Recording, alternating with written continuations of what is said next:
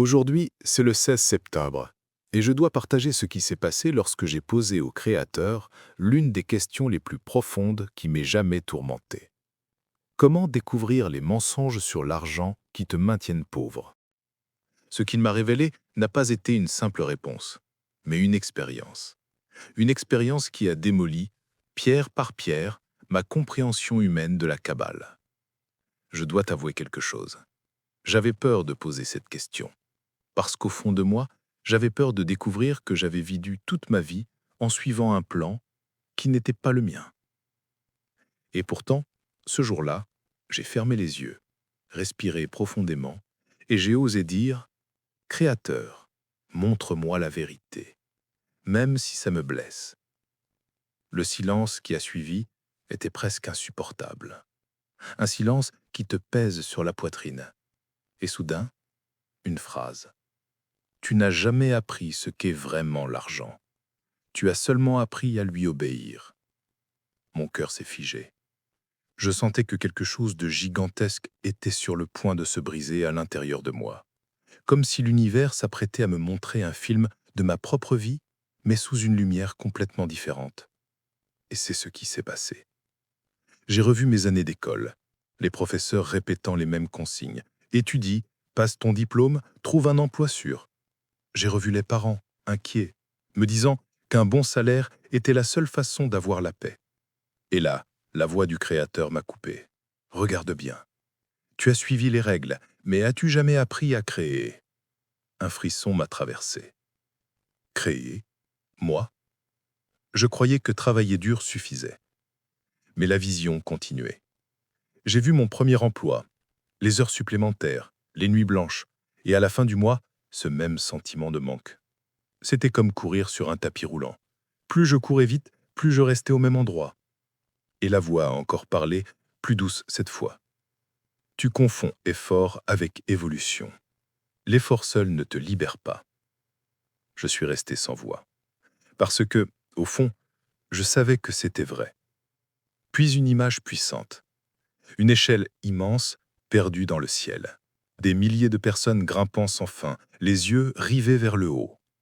Et soudain, le Créateur me dit « Ce n'est pas ton échelle, c'est celle de quelqu'un d'autre. Tu montes pour construire le rêve d'autrui. » Mon cœur s'est serré. J'ai vu mon propre visage, fatigué, gravissant les barreaux pour toucher un sommet qui n'existait pas. C'est à ce moment-là que j'ai compris la première grande révélation.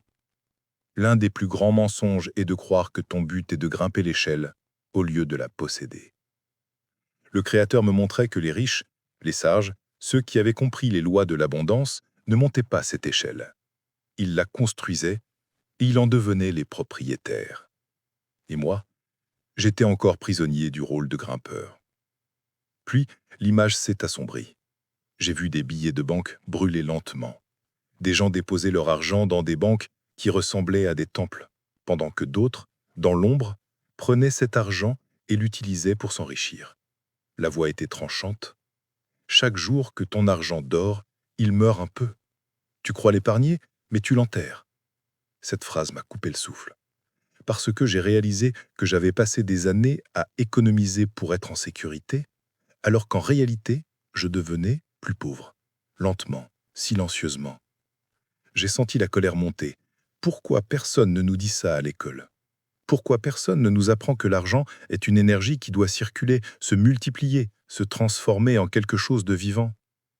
Le Créateur a répondu, presque avec tristesse, parce que garder les hommes ignorants est profitable. Le système se nourrit de ton aveuglement. Je suis resté figé. Cette vérité me brûlait de l'intérieur. Je voulais crier, protester, mais à la place, j'ai ressenti un feu intérieur, une détermination nouvelle. J'avais vu le mensonge, et une fois que tu vois, tu ne peux plus faire semblant de ne pas savoir. Je savais que ma vie allait changer, que je ne pouvais plus continuer comme avant.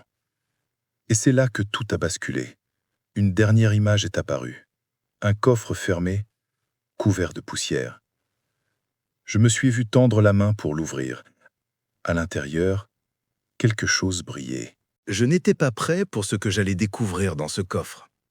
Lorsque mes doigts se sont refermés sur le couvercle, j'ai senti une résistance invisible, comme si l'univers me demandait « Es-tu sûr? Es-tu prêt à entendre ce que tu as fui toute ta vie ?» J'ai répondu sans voix, juste avec mon cœur. Oui. Le coffre s'est ouvert. Et à l'intérieur, je n'ai pas vu de pièces d'or ni de joyaux.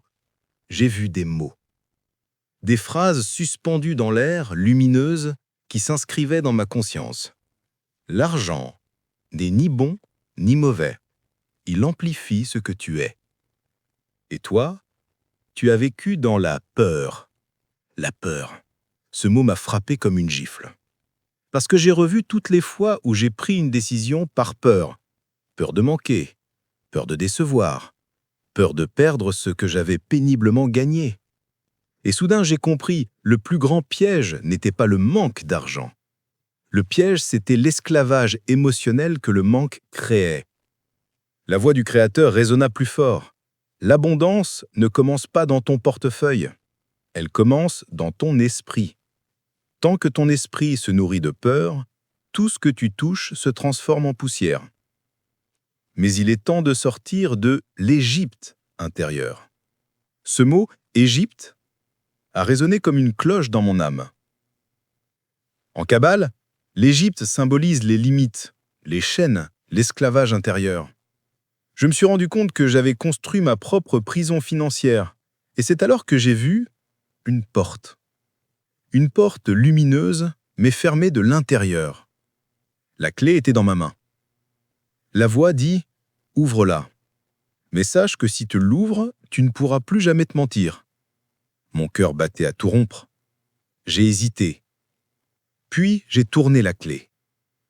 De l'autre côté, j'ai vu une version de moi-même que je ne reconnaissais pas. Un être libre, confiant, debout, qui ne travaillait pas pour survivre mais pour créer. Un être qui ne cherchait pas l'approbation des autres ni la sécurité des salaires, mais qui bâtissait, pierre par pierre, un royaume intérieur et extérieur. J'ai senti les larmes monter. Parce que j'ai compris que cette version de moi avait toujours existé. Elle m'attendait simplement de l'autre côté de ma peur. Et alors le Créateur m'a donné une directive simple. Apprends les lois, pas les lois des hommes, les lois de la création. Car l'argent obéit aux mêmes lois que la lumière. Puis tout s'est mis à défiler à une vitesse folle. Les 10 séphirotes, l'arbre de vie, les canaux d'abondance, les lettres hébraïques qui vibraient autour de moi. Comme si tout l'univers m'invitait à décoder un langage ancien. Je sentais que j'étais en train de recevoir non pas une leçon, mais une initiation. Ce que j'ai découvert ensuite allait tout changer. La porte que j'allais ouverte n'était pas seulement un passage, c'était un enseignement vivant. Devant moi se dressait l'arbre de vie, vibrant, lumineux, palpitant d'une énergie qui semblait respirer. Et le Créateur a parlé. Tu veux la vérité sur l'argent? Alors écoute, l'abondance suit les mêmes lois que la lumière. Transgresse-les et tu resteras dans l'obscurité. Honore-les et tu deviendras un canal. Première loi. Le désir purifié. Une sphère s'illumina en haut de l'arbre, Kéter. La voix résonna. Le désir est la semence, mais ton désir est souvent contaminé par l'envie, la comparaison, la peur. Purifie-le. Désir non pas pour posséder, mais pour créer et partager. J'ai compris que mon ambition avait souvent été un cri de survie. Je voulais l'argent pour ne plus souffrir, pour prouver ma valeur. Mais la lumière me montrait que ce désir devait devenir plus grand que moi. Deuxième loi. La restriction. La sphère suivante, Gevura, s'embrasa. La restriction n'est pas privation. C'est le pouvoir de dire non à l'impulsion immédiate pour dire oui à quelque chose de plus élevé. Chaque fois que tu achètes pour combler un vide, tu nourris l'ombre. J'ai vu toutes mes petites récompenses, achats impulsifs, dépenses pour calmer l'angoisse, et j'ai compris que chaque acte de consommation pouvait être soit un sacrifice à la peur, soit une offrande à ma propre évolution. Troisième loi. La circulation. Tiferet, au centre de l'arbre, s'illumina. L'argent doit circuler. Si tu le bloques, il s'étouffe. Si tu le disperses sans conscience, il se perd. Une image m'apparut, un fleuve clair qui se transforme en marécage dès qu'il est retenu. La voix continua. 5e loi. Le partage. La dernière sphère s'ouvrit comme une coupe qui déborde. Rien de ce que tu as n'est vraiment à toi, c'est une mission. Donne et tu deviendras canal. Retiens et tu deviendras prison.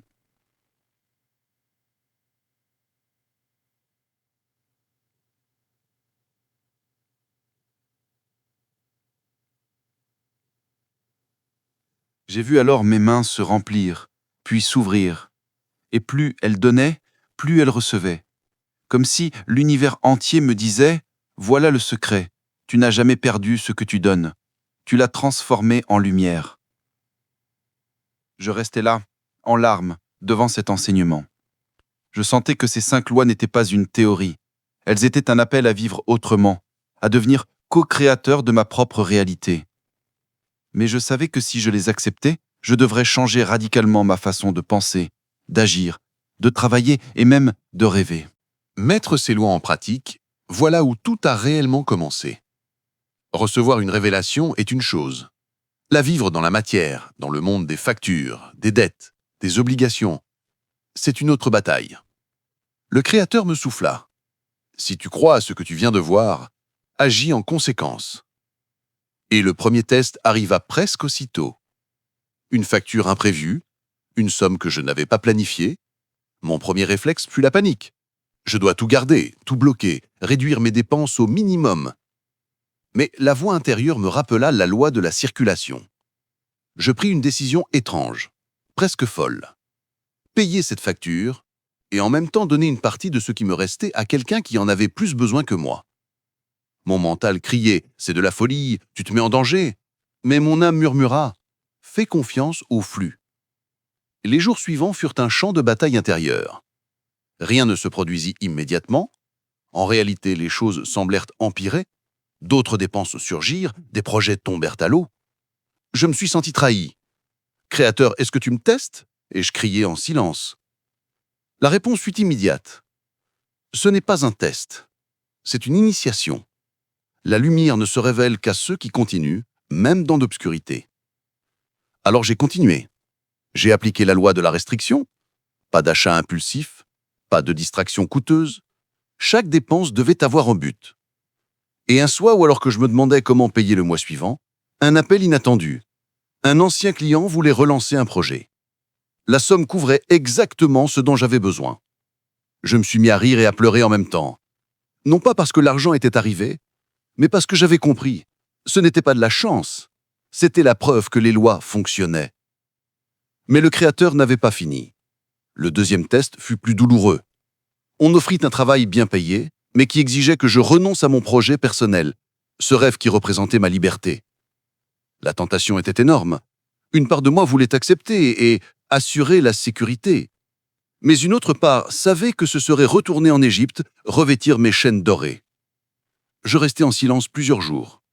Puis j'ai dit non. Et ce non m'a terrifié, car il n'y avait aucune garantie que le chemin de l'indépendance fonctionnerait.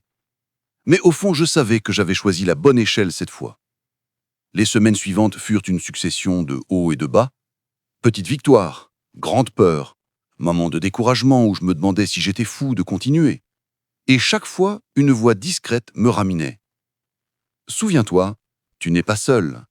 Ce que tu bâtis ne t'appartient pas qu'à toi. » Cette phrase résonnait comme un mantra. Et peu à peu, j'ai commencé à voir les fruits.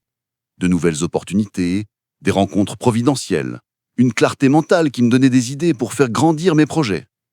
Mais le plus grand défi approchait encore. Un défi qui allait me mettre face à ma plus grande peur.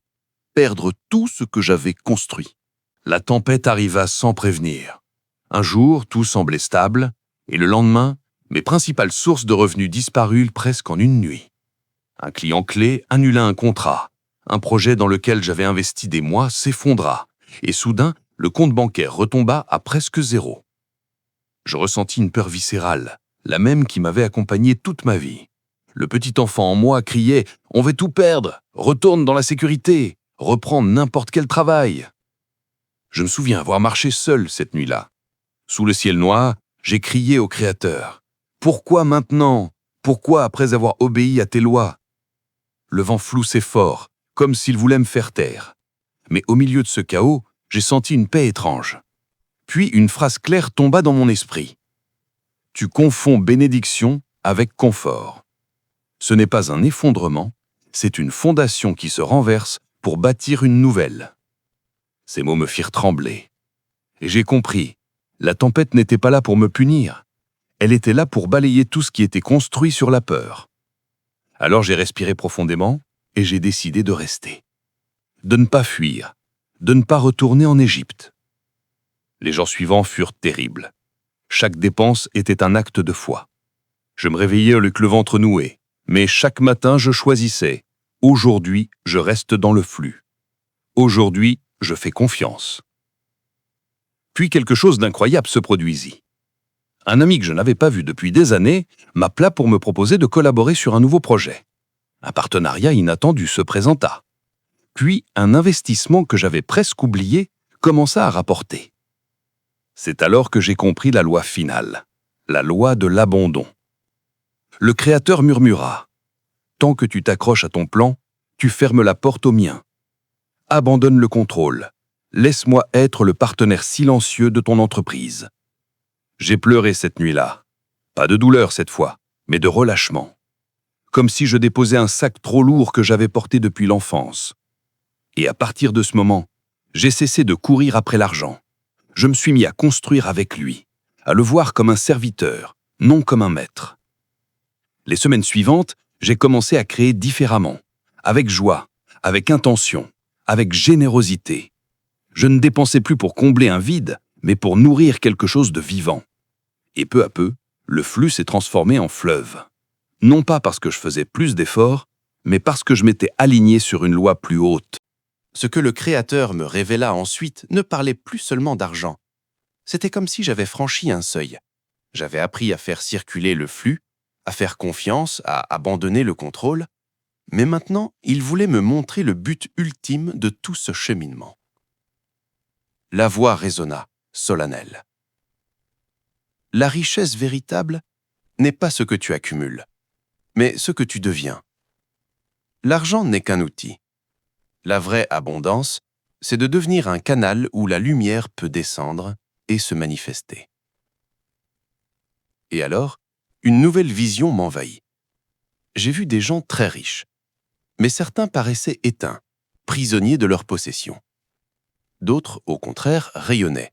Leur richesse semblait nourrir des milliers de vies, comme des rivières qui irriguent des terres arides. La voix expliqua. Tu vois, l'argent amplifie ce que tu es. Si tu es prisonnier, il élargira ta prison. Si tu es libre, il élargira ton royaume. Mon cœur battait plus vite, parce que je savais que cette vérité me plaçait devant un choix. Qui allais-je devenir ? Il ne s'agissait plus de savoir combien je pouvais gagner, ni combien je pouvais donner. Il s'agissait de savoir quel genre d'être humain je voulais être lorsque la lumière passerait par moi. J'ai vu alors mon propre visage, mais transfiguré. Pas celui de quelqu'un qui réussit, mais celui de quelqu'un qui inspire, qui élève, qui bâtit des ponts pour les autres. Un visage où la paix et la détermination coexistaient. Et j'ai compris, la vraie richesse est un état d'âme. C'est lorsque tu n'es plus esclave de la peur, de l'approbation, de l'ego. C'est lorsque chaque action devient une offrande. Puis, la vision s'élargit encore. J'ai vu ma propre mort. Oui, ma mort. Et je n'ai pas surpris de ne pas ressentir de peur. Au contraire, j'ai ressenti une immense gratitude. Parce que je voyais que rien de ce que j'avais créé de vrai, d'authentique, ne pouvait disparaître avec mon corps. Tout ce que j'avais donné continuait à circuler. Tout ce que j'avais partagé continuait à vivre, comme des graines plantées dans des âmes invisibles. Et le Créateur conclut : voilà le secret. La richesse véritable est de devenir immortel dans la mémoire de l'univers. Chaque acte de création, chaque geste de partage, chaque choix de courage grave ton nom dans la lumière. Ce que le Créateur me révéla ensuite ne parlait plus seulement d'argent. C'était comme si j'avais franchi un seuil. J'avais appris à faire circuler le flux, à faire confiance, à abandonner le contrôle. Mais maintenant, il voulait me montrer le but ultime de tout ce cheminement. La voix résonna, solennelle. La richesse véritable n'est pas ce que tu accumules, mais ce que tu deviens. L'argent n'est qu'un outil. La vraie abondance, c'est de devenir un canal où la lumière peut descendre et se manifester. Et alors, une nouvelle vision m'envahit. J'ai vu des gens très riches, mais certains paraissaient éteints, prisonniers de leurs possessions. D'autres, au contraire, rayonnaient. Leur richesse semblait nourrir des milliers de vies, comme des rivières qui irriguent des terres arides. La voix expliquait. Tu vois, l'argent amplifie ce que tu es. Si tu es prisonnier, il élargira ta prison. Si tu es libre, il élargira ton royaume. Mon cœur battait plus vite, parce que je savais que cette vérité me plaçait devant un choix. Qui allais-je devenir? Il ne s'agissait plus seulement de savoir combien je pouvais gagner, ni combien je pouvais donner. Il s'agissait de savoir quel genre d'être humain je voulais être lorsque la lumière passerait par moi. J'ai vu alors mon propre visage, mais transfiguré. Pas celui de quelqu'un qui réussit, mais celui de quelqu'un qui inspire, qui élève, qui bâtit des ponts pour les autres. Un visage où la paix et la détermination coexistaient. Et j'ai été surpris de ne pas ressentir de peur. Au contraire, j'ai ressenti une immense gratitude. Parce que je voyais que rien de ce que j'avais créé de vrai, d'authentique, ne pouvait disparaître avec mon corps. Tout ce que j'avais donné continuait à circuler. Tout ce que j'avais partagé continuait à vivre, comme des graines plantées dans des âmes invisibles. Et le Créateur conclut. Voilà le secret. La richesse véritable est de devenir immortel dans la mémoire de l'univers. Chaque acte de création, chaque geste de partage, chaque choix de courage grave ton nom dans la lumière. J'étais en larmes, mais cette fois, des larmes de joie pure. J'avais cherché la sécurité, j'avais cherché l'argent, j'avais cherché la réussite, mais ce que je venais de trouver était bien plus vaste, une mission. Et si tu es encore ici à écouter cette histoire, alors peut-être que toi aussi tu ressens cet appel.